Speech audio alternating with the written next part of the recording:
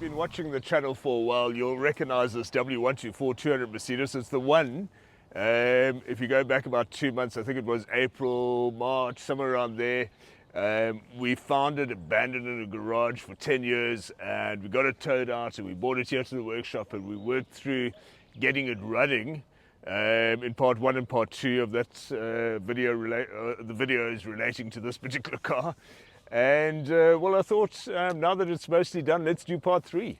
And as you can see, a lot of progress has been made since the last one, and I've been driving this car. I must have put about 3,000 kilometers on it already. Starting with it, you can see brand new tires on. That's one of the first things I did. The other tires were obviously just too old. So now a set of brand new tires. I've got the orange indicators that I wanted on here, the original ones with the pre-facelift W124, so they're on there. I've redone the front and rear bumpers on it. I've got the aircon working. I've got the rubber overlay mats in. We've refurbished the whole instrument cluster over there, so that's looking really good. What else? The rear bumper as well. I've gone through it completely mechanically. So I've done a couple of oil changes on it. I've done the plugs, I've done the gearbox, brakes. I've put a new thermostat in, and it's really tidied up nicely. So as I say, I've done about 3,000 Ks in the car already and have been using it mostly as my daily. And I'm just so impressed with the way everything works. I mean, look at the engine bay, it's really cleaned up nicely there. We've changed obviously all the rubber parts relating to the fuel system, so it's all been done. Car uses absolutely no oil and no smoke, nothing like that. Fires up instantly. Temperature is always nice as well, you know, whether you're in heavy traffic or on the open road. And look how it fires up. I stand here just outside the car, lean in, considering it's a carburetor.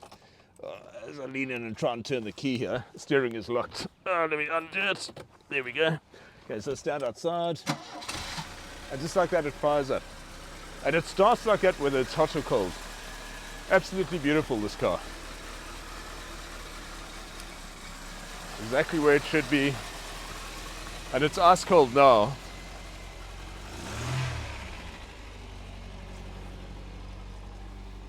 The other thing I found that was a bit of an issue on it was that the oil pressure gauge, remember Bella, when we first got it started, it was always on 3.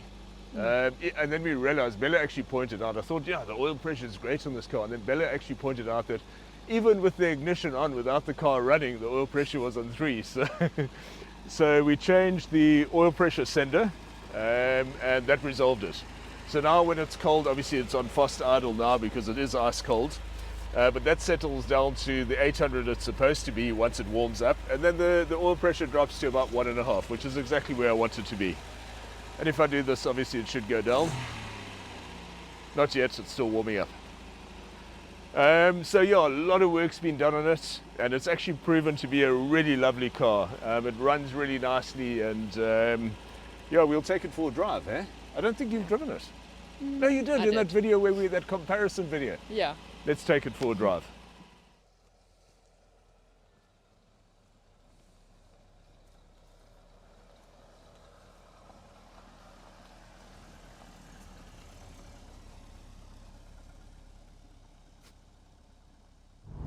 Okay, so Bells, what do you think? I mean, we're out on CV Road now and going like the speed limit. Yeah, it's comfortable, eh? Comfy, eh? Yeah. I was just saying earlier, you know, after sitting, I've been driving the 210 for the last week or 2, and you know, the first thing that I noticed when I got into this is just how comfy the driver's seat is in comparison. It really is. It's like a sofa, like really comfy. What are these guys doing here? Yeah. And it picked up speed quickly enough. It does. Yeah. You know, I've always, whenever I share photos on the old Merc Facebook page about, you know, this or a reel about the 200, it's always, oh, you need to have a calendar to measure the acceleration. You know, it's people who haven't driven them. Yeah. Because when you actually drive this car, it's very, very easy to keep up with traffic and to overtake when you need to overtake and stuff like that.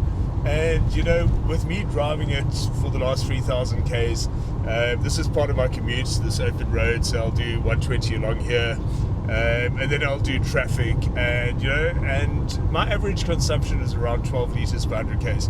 Not driving with a light foot, driving like I would drive a modern car. You know, I just accelerate from traffic, and if somebody wants to race me, I'll race them, you know, that sort of thing. And just lovely cars, these W124 200s. And you know, you can easily, I mean, the cruise control works as well, try that. So there we go. Yeah. On. Working. Yeah. And I mean, you can just get onto the open road, and this is really where they're excelling. Yeah, you know, just getting onto the open road and driving down to Cape Town or up to Joburg. It's really just not an issue in these cars. Yeah. It's like super comfortable. Very, very good lights. That's the one thing that I've noticed in it. Surprisingly good lights in comparison to the ML, in comparison to the Territory, in comparison to even the Xenon lights in the 210. Sure. Yeah, which is a surprise. That is. When it comes to night, you know, and I've got to go somewhere at night, I actually choose this car. Wow. It's got really good lights. Very effective aircon as well, that's also working. Great brakes. Yeah. The Can only I- time it feels a bit slow to me is like when you're going up hills and you don't kick down. Yeah, but if you use a heavier foot, I mean, you're only revving at 2,500 revs there. Yeah. This is a bit of an incline here. If you don't kick down, the hills can Yeah. feel a bit slow. Yeah. But other than that, it's fine. And if you don't use a heavy enough foot, so, you know, you can't expect much. You're going up a hill at 1,500 revs. Not much is going to happen.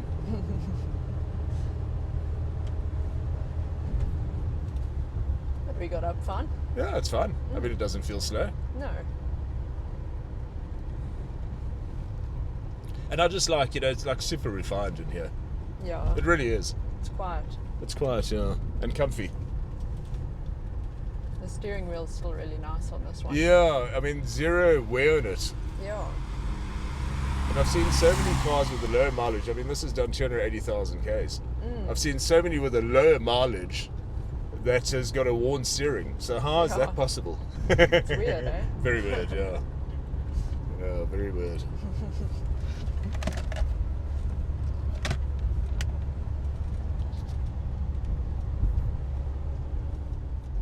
So what else are you going to do on the car? Still a few things to do, mostly cosmetic. The windscreen. So there's a nice big chip over here. It's on the passenger side, but so it hasn't particularly worried me from a safety point of view. But there's a bit of rust. If you remember from the first video, there's a bit of rust where water was dripping on top here in the garage. So the windscreen needs to be removed in any case to get that properly sorted out. So I've booked it in with our guy. I think it's middle of July, and it's going in, and it'll get a new windscreen fitted. So the windscreen place will come, take the windscreen out, he'll repair that, and we get a new windscreen put in. And then there was the other little scratches here and there on the body that he'll sort out as well. But other than that, I don't think I need to do anything in it. Yeah. I mean, it's really nice. The Becker works, the windows work, the central locking works. The back seat really does look like nobody's ever sat on it. I know everybody says that, but this one really does. I mean, look at that leather there. Yeah, that's still really nice. And I don't know, anything else that I can think of. Do you notice anything? I haven't, eh? Yeah, it just sort of works. Yeah. You know, it's rock solid. You know, it's just you get in and you drive. Hot, cold, doesn't matter. Morning. Yeah. If you want the heater on, you put on the heater, and the heater works well. So like this sort of hill, it's quite steep. You feel a bit of resistance, but if you push on, it should be fine. Don't know where they kicked down. There we go. Well, that's too much, yeah. Our own That's kicking research. down 2 gears. Yeah. Light foot. Yeah. But that's something you get used to. Yeah, you have to like find the switch. Yeah. Like, my foot's flat now, but it's not changing. Yeah, because you're not on the switch. Yeah. Yeah. Yeah, at 60 it's a tricky thing because 60 is very close to, I mean, you'd kick down from 4th to 2nd basically, Yeah. you know, if you're pushing that kick down there. So, Yeah. no, but I think, you know, just going back to it, I think it was a great result. It is. You know, considering where this car was 3 months ago, and in fact where it was for the last 10 years, okay, You know, I'm so pleased. I was able to save it and get it back on the road, and I'm really happy I did. It's a lovely example. Yeah. You know, it feels right when you drive it. It You is know, a so really many nice 124, so many 124s got a lot of play in the suspension and, you know, that sort of stuff, and this doesn't. No. You know, it actually, I haven't done anything there, and yet it feels It's all fine. solid. It's all solid, yeah. That's the one thing that really strikes me about it. You know, just the steering, the whole suspension, you know, bit of a squeak here and there, but yeah, really a lovely car. It's scary how the potholes are in this road. Yeah, Upper they're CV terrible. road. It's really got bad. You know, the other thing, I was toying with the idea of putting, we did get that car in with those rims on, the original alloys.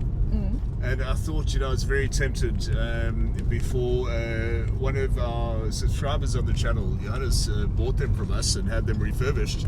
I was very tempted to put them on here. And in the end, I just thought, you know what, I really like the look of these hubcaps. Yeah, me too. It's just really grown on me. And it's something I could never appreciate back in the day. I couldn't understand why a premium car would have plastic hubcaps on, but I actually really love them now. And I think it just makes the car. Yeah. You know, it is what it is. It doesn't pretend to be anything else. It doesn't. No. You know, it's just a good old solid Merc, and it doesn't pretend to be the top of the range. But that said, even the 500 SE came with them as standard, Unbelievably, back in 1993 when production ended here, if you ordered a 500 SE and you didn't specify the alloys, you'd get the same plastic hubcaps that are here on this 200. Yeah. Anyway, thanks for watching the video, and yeah, if you do enjoy the sort of videos that Bella and I put on the channel, please subscribe. I see, you know, when I look at the statistics on YouTube, I see that a very, very small percentage of the people that do watch our videos are actually subscribers. And the benefit is obviously just as we put on new videos, you know, you made aware of it. So please do. And once again, thanks for watching. And if you ever need any buyer's advice, feel free to contact us. I'll try and respond to every comment. And yeah, thanks again.